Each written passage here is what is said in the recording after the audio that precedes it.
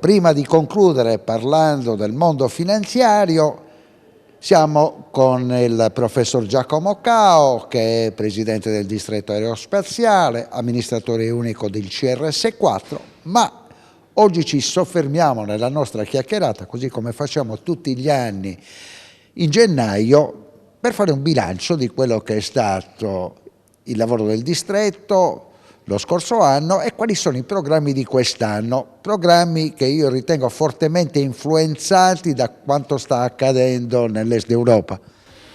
Sicuramente, intanto grazie ancora per questa ospitata, ma intanto mi piace sottolineare che quest'anno festeggiamo i primi 10 anni di vita del distretto. Mi permetto di annunciare che il 16 di ottobre ci sarà un evento dedicato al decennale del distretto che abbiamo iniziato a organizzare e lo faremo, spero, nel migliore dei modi. Quanto, venendo al punto più specificatamente, ma io credo che si possa incominciare a fare un bilancio di un'attività che ci ha portato appunto avanti per una decina d'anni e che ha portato, io credo, alla nostra terra, alla Sardegna, tutta una serie di novità importanti in questo settore. Ricordo per esempio, come se fosse ieri, insomma, l'inaugurazione del radiotelescopio, che ovviamente è un caposaldo delle infrastrutture presenti in Sardegna nel settore aerospaziale, e lo stesso anno la nascita del distretto appunto aerospaziale della Sardegna, che ha, io credo, tra le tante cose che ha fatto, contribuito in modo significativo a mettere a sistema altre infrastrutture oltre al radiotelescopio. Certamente le infrastrutture aeroportuali, siamo in attesa della riapertura, mi dicono a brevissimo, di Tortolì e forse un po' più in là ancora di Fenosu, ma certamente con, diciamo, la messa in rete anche dell'aviosuperficie di Aliquirra, prospiciente al poligono interforze Salto di Quirra, e a tutte le infrastrutture militari presenti nell'isola, abbiamo, io credo, messo a sistema, ripeto, delle infrastrutture uniche nel panorama nazionale, che consentono al distretto e a tutta la Sardegna di presentarsi come il soggetto, probabilmente l'unico in Italia, capace di gestire lo sviluppo del mondo dei droni di qualunque tipo e dimensione. Io questo credo sia un risultato molto importante. Naturalmente non è l'unico. Mi viene facilmente da citare il fatto che in questo scenario di gioco di squadra che abbiamo messo in campo in Sardegna siamo riusciti ad attrarre un importante investimento da parte di uno dei nostri soci, la società Avio, la società che lancia i satelliti, porta i satelliti in orbita, che non solo all'interno del poligono interforze, in quel di Capo San Lorenzo, ha messo a punto una piattaforma di test di motori a propellente solido, ma più recentemente ha messo a punto una piattaforma di test per motori a propellente liquido, questo a Perdas de Vogu, all'interno del poligono.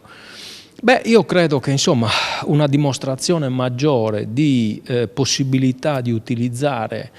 diciamo, queste realtà militari presenti in Sardegna anche a scopi civili, credo che sia questa attività che il distretto, ovviamente insieme ai soci, insieme alla stessa autorità militare, ha portato avanti, io credo con successi non irrilevanti. Nell'ultima chiacchierata che riguardava il distretto aerospaziale della Sardegna abbiamo parlato del progetto Marte. Come sta andando? Allora, il progetto a Marte prosegue direi bene. Io credo di poter dire che nel giro di qualche settimana dovremmo poter sottoscrivere un ulteriore atto d'obbligo con il Ministero della Ricerca Scientifica che potrebbe dare, uso sempre il condizionale perché sono scaramantico naturalmente, però dicevo ormai le carte sono ovviamente sul tavolo e potrebbe, dicevo, dare questo progetto uso un termine aerospaziale, un booster di crescita naturalmente alle attività nel settore. Io credo che questo progetto, che andremo a presentare appena sarà possibile anche al nuovo governo, possa essere davvero un fiore all'occhiello per tutto il Paese. Ovviamente il 2029 ci sta un po' stretto ormai, quindi dovremo traguardarci al 2031. Però ecco, credo anche che se avremo, come io spero e mi auguro, l'appoggio del nuovo governo in questa direzione,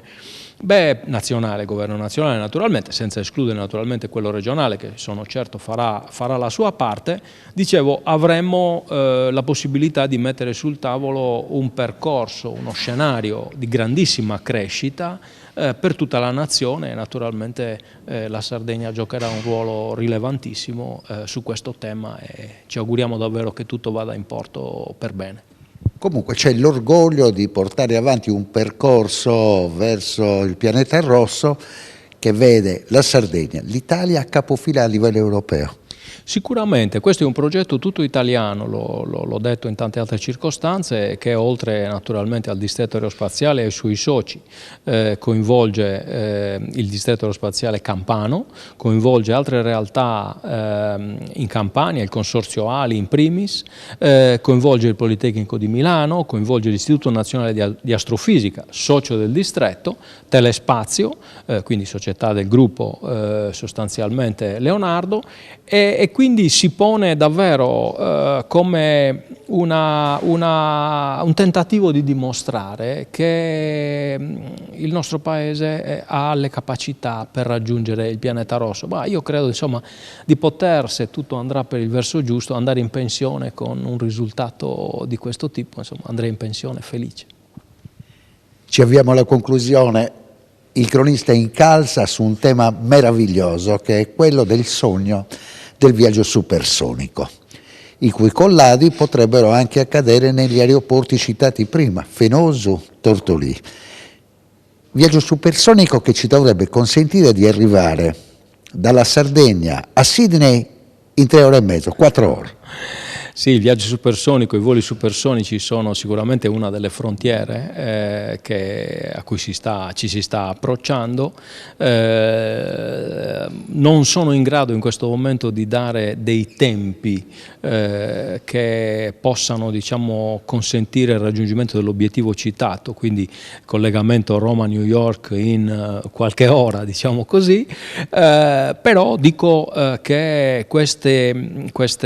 tecnologie in questo momento vengono utilizzate già per esempio per aviolanciare satelliti, si stanno sperimentando perlomeno, quindi se non siamo ancora arrivati, e ripeto non so ancora in quanto tempo ci arriveremo, all'obiettivo civile di trasporto passeggeri, secondo me non solo, ci sono tutta una serie di attività molto rilevanti che vanno esattamente in quella direzione. Un'ultimissima curiosità, prima New York in 2 ore o su Marte? È una bella domanda che mi mette in difficoltà, diciamo per scaramanzia prima New York in 2 ore.